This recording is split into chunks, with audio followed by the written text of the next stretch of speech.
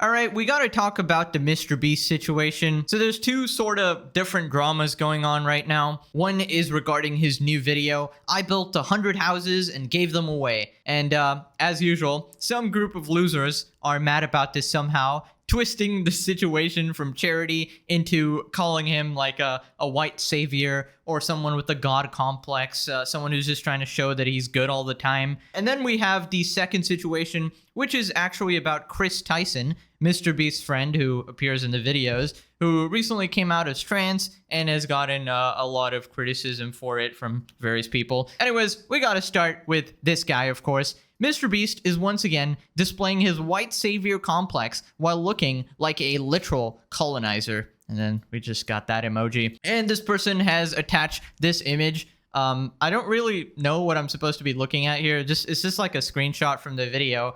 And I don't know if he's trying to get the perfect image of MrBeast like raising his hands like and this guy looking like, oh my god, I gotta salute MrBeast here or something like that. But regardless of this sort of out of context picture, that's just, if you actually just watch the video, MrBeast is just helping out all these people, you know, building them homes, you know, getting their reactions and all of that. And it's pretty wholesome. I mean, you can't really hate a guy who's building homes for people and giving it away. I mean, even last time we covered a topic like this, MrBeast was building 100 wells in Africa and, you know, literally giving people a clean water supply. And, you know, we had some actual, like, verified journalists from various places yapping and getting mad about it, saying that, oh, he's doing the government's job. He's trying to prove that the government is incompetent and stuff like that. When, yeah, I mean, if the government isn't helping the people, then MrBeast just steps in. He's not trying to, like, overtake anything. He's just, you know, trying to do a good deed, and, you know, people are trying to call him out for it. Readers added context that they thought people might want to know. MrBeast built 100 houses for people in need that would not have a roof to sleep under. At no point in his video does he colonize a country. Yeah, that would be a pretty big part of the video.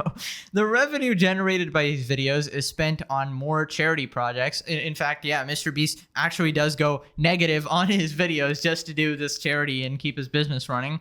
It is also worth noting, this user has never built a home. And then they linked a Wikipedia article on empathy, which is, wow. I mean, Community Notes is getting pretty good at this point, we gotta say. I mean, probably the only decent change that Elon Musk has actually done here. And, you know, the Community Notes is right? The people who yap on Twitter and constantly complain about people like MrBeast doing acts of charity have never actually done anything themselves. You know, they just want everybody else to donate and do all these things. And then when they do it, they start criticizing them. But they just sit at home all day and do absolutely nothing. Not a single dollar ever donated to charity or to help anyone at all, so you can't be yapping. Mudahar responded saying, the evil fuck, how dare he build homes for the needy. Indeed, just evil. Kira says, MrBeast could cure cancer today and people will find a way to hate. I wouldn't put it past him, okay? At this point, he's done so many good things, you know, clean the ocean, clean the environment, all of this insane work that no one individual should actually be capable of doing, but is somehow actually doing it, you know, literally doing God's work. So, yeah, I don't know, people just molding for no reason. There's another community note saying that the post is bait, but it's pretty hard to tell at this point. Basically, Elon Musk made some new rules for Twitter where you can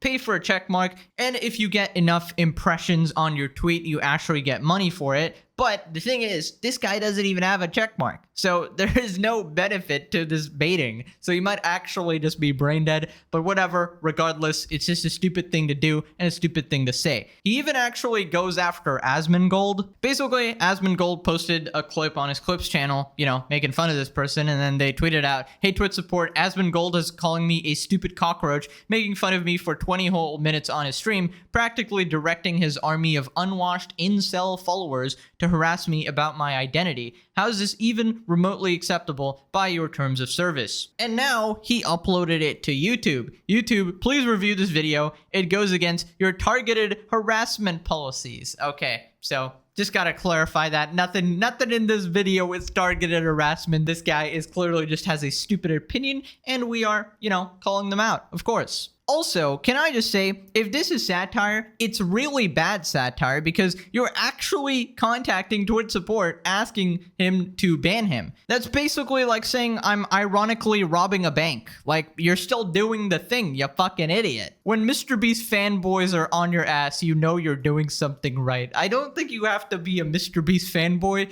to recognize that you're mentally unstable. Now, MrBeast sort of responded, not to this person, but just the general backlash. I'm not going to just stand by and do nothing. MrBeast responds to people saying it's not his place to help people. When we help people, curing 1,000 blind people, building 100 houses or 100 wells, people get mad and say that I shouldn't be doing this and the government should. Yes, ideally, a YouTuber isn't the one fixing these issues, but I'm not just going to stand by and do nothing. And, you know, he's right. Of course, government should be in charge of all of this sort of stuff. But if they're freaking incompetent and not actually spending the funds properly, like that's a infamous problem in several countries in the world where, you know, they get a bunch of funds, get a bunch of taxpayer money, and then they use it for dumb shit, you know, abroad, or dumb shit which is not really helping the, you know, people in poverty or stuff like that, or people who genuinely just need help in general. So, you know, if it takes a MrBeast random YouTuber here to come in and help people, that doesn't change the fact that he's actually helping people, you know?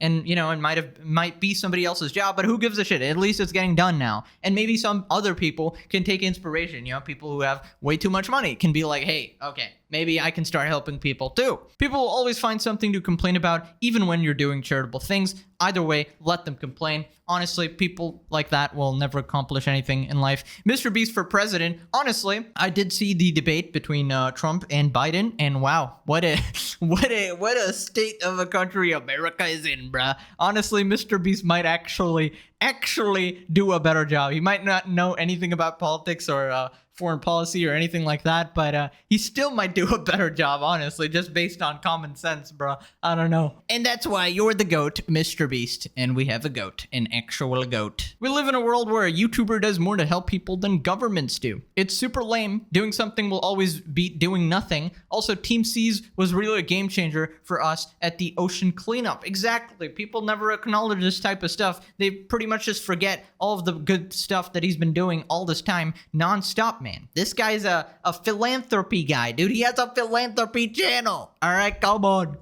Who has a channel, man? We got Stone Toss Comics with a MrBeast inspired comic. Rich people should pay for poor people's healthcare.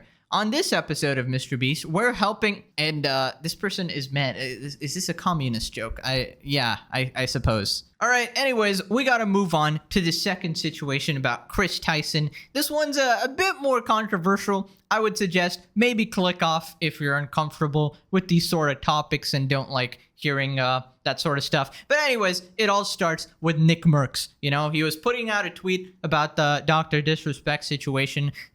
It just starts here. All right, sorry for the old clip. Yo, checking in. Look, I opened Twitter. Bunch of my mentions are he, they, she, hey, they. I identify as a helicopter. God damn it. And I seen the couple tweets about the doc. I'm as taken back as a lot of you guys are, okay? All right, so this was before all the proof came out, essentially proving that Doc was a sussy boy. But anyways, Chris Tyson called out Nick Merckx, saying that you're all for protect the kids, but then your own friend is sus with kids. And then Nick responds. Okay, for some reason, Chris Tyson has deleted the post now, but Nick Merckx's response is still there. You should be ashamed of yourself, leaving behind your wife and child to play pretend. One day you'll wake up and realize what you've done. And yeah, that's where the drama got extra spicy, basically. People are saying that Chris Tyson left their wife and essentially abandoned their child or whatever. But MrBeast actually comes in and clarifies that they still have a good relationship. Ava is literally, Ava is the new name, by the way, is literally always with her kid and doesn't even go on shoots to spend more time with him. Tuckman is always smiling, not sure why this rumor is a thing. So MrBeast coming in to defend his friend. Now, Ava, or Chris, has responded to the situation along with Katie, who is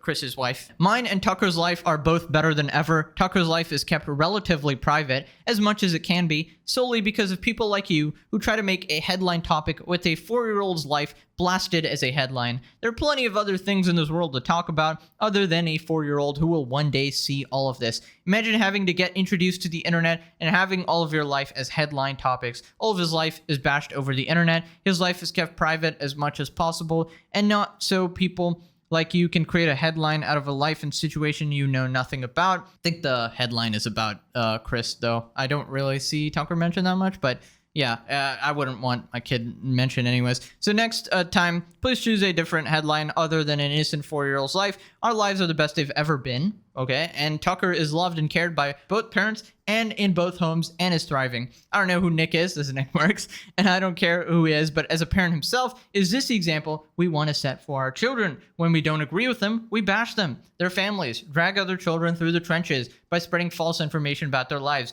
Be better, set better examples. Okay, so the drama continues with Jake Shields here. I've never watched MrBeast, but he's one of the biggest YouTubers watched by millions of teens. His co-host left his family and transitioned from a man into a woman. He's now dressing his small son up in woman's shoes. This is perversion, not an identity.